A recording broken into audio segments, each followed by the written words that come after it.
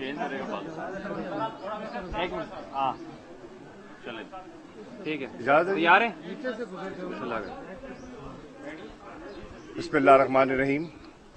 آج میں سیشن جج اسلام آباد کی خدمت میں حاضر ہوا اپنی پری اریسٹ بیل کی کنفرمیشن کے لیے. 3 مقدمات من گھڑت سیاسی نوعیت کے مجھ پر بنائے گئے تھے. FIR 709, 708, 709 اور 740. اور ہمارا مدعا یہ تھا کہ میرے ساتھ جو کو ایکیوز تھے ان سب کی بیلز ہو چکی ہیں. علی بخاری صاحب نے وہ لا آف کنسسٹنسی کو کوٹ کرتے ہوئے مختلف ججمنٹس کا حوالہ دیا اور درخواست کی کہ میری بیل بھی کنفرم ہونی چاہیے. جو کہ پروسیکیوشن تھے ان کے پاس کوئی ٹھوس بات نہیں تھی. جو انہوں نے آرگیو کیا ایک من گھڑت کیس تھا.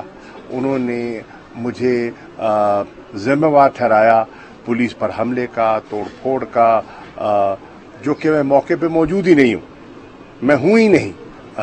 تو وہ ایک سیاسی نوعیت کے کیسز ہیں جو بنائے جا رہے ہیں اور یہ ایک حکمت عملی کے تحت ہو رہا ہے تاکہ تحریک انصاف کی قیادت کو کیسز پہ جکڑا رکھا جائے اور وہ سیاسی معاملات پر, آئینی معاملات پر, رول آف لا کی جو ان کی جد و جہد ہے اس پر توجہ نہ دے سکیں. میں بے حد مشکور ہوں جج صاحب کا جنہوں نے دونوں طرف کی آرگومنٹ سننے کے بعد میری جو بیل ہے اس کو کنفرم کر دیا ہے. آج دیکھیے پوری قوم دیکھ رہی ہے کہ یہ حکومت جس کو آج پورا 1 سال ہو گیا,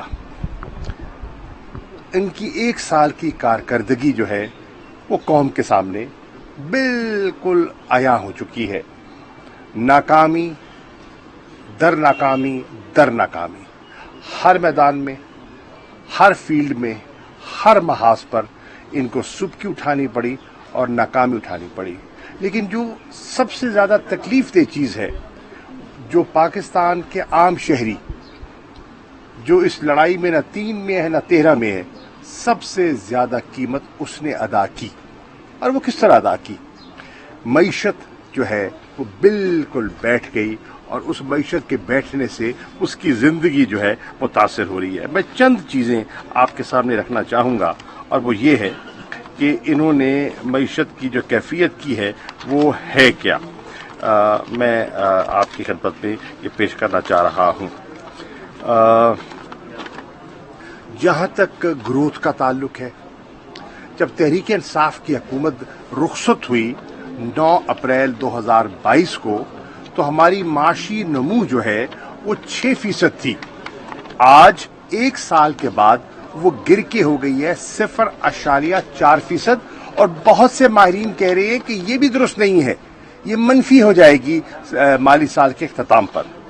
آج 1 سال بعد جو ہمارے روپے کی قدر ہے وہ گر گئی ہے اور 9 اپریل 2022 کی نسبت آج 106 روپیہ گر گیا اور ڈالر کی قیمت چڑھ گئی. یعنی کہ مہنگائی کا طوفان برپا ہو گیا. آج افراط زر, جس کو سادہ زبان میں آپ مہنگائی کہتے ہیں, ہم پر الزام تھا کہ ہم مہنگائی قابو نہیں کر سکے. ہمارے وقت میں مہنگائی تھی 11% پر, آج نہیں 13% پر, 13.3. آج مہنگائی جو ریکارڈ کی گئی ہے 1 سال کی ان کی کامیاب حکمت عملی کے بعد 35.4% مہنگائی کا طوفان برپا ہے. اگر آپ فوریکس ریزروز کو دیکھیں, جس کی وجہ سے نہ ہونے کی وجہ سے ہمیں IMF کے سامنے کشکول لے کر جانا پڑتا ہے. 9 اپریل 2022 میں جب ہم نے حکومت چھوڑی تو $17 بلین کے ہمارے فوریکس ریزروز تھے. آج 1 سال بعد ان کی حسن کارکردگی کا عالم یہ ہے کہ وہ گر کے ہو گئے ہیں $4.2 بلین. اسی طرح ملک میں سرمایہ کاری ہوتی ہے تو روزگار پیدا ہوتا ہے. سرمایہ کاری کے لیے ایک مناسب جو ہے نا پرائیویٹ سیکٹر کو پیسہ دستیاب ہوتا ہے ایک مناسب ریٹ آف انٹرسٹ پہ.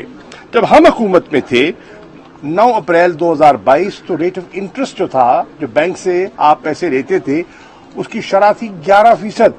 आज इस कामयाब हुकूमत की कामयाब हिकमत अमली के बाद इंटरेस्ट रेट हो गया 21%। यानी कि बैंक से उधार लेकर सरमायाकारी नामुमकिन बना दी गई है और उसका डायरेक्ट इम्पैक्ट हो रहा है आपके रोजगार पर और बेरोजगारी में बतदरीज इजाफा हो रहा है। इसी तरह इनकी कारकर्दगी का एक और आईना मैं आपके सामने पेश करूं, मूडीज रेटिंग। जब हम हुकूमत पे थे तो हमारी रेटिंग थी B3, आज ये गिर की हो गई है CAA3, यानी कि एक साल में 2 मरतबा आपकी रेटिंग रिवाइज हुई डाउनवर्ड्स। ये काबिल गौर है। फिर आप देखें फॉरेन डायरेक्ट इन्वेस्टमेंट, पिछले साल जुलाई था फरवरी, फॉरेन इन्वेस्टमेंट थी 1.3 अरब डॉलर की, वो गिर के हो गई है 784 मिलियन डॉलर्स। वहां भी रिमिटेंसेस देखें गिर गई, एक्सपोर्ट्स देखें गिर गई, महंगाई बढ़ गई, बेरोजगारी बढ़ गई।